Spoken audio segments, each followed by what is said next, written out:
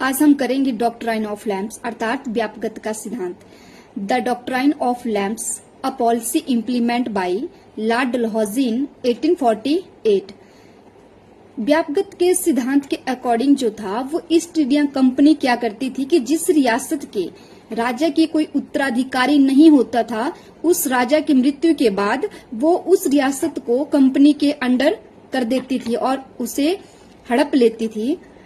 अगर राजा जो था वो अपनी मृत्यु से पहले अपना दत्तक उत्तराधिकारी घोषित भी करता था तो कंपनी जो थी उसे अयोग्य घोषित करके उस रियासत को अपने अंडर कर लेती थी।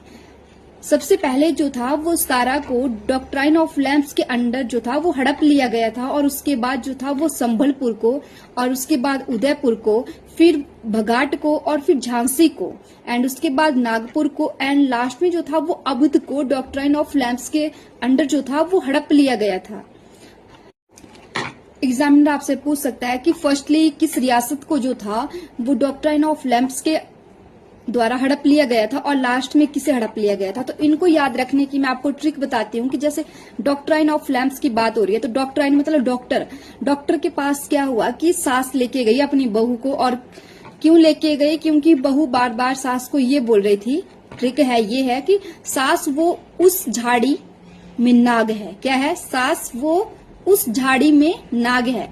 तो सा से सतारा, सा से संभलपुर, वो से वो वघाट और उस से उदयपुर, झाड़ी से झांसी और नाग से नागपुर।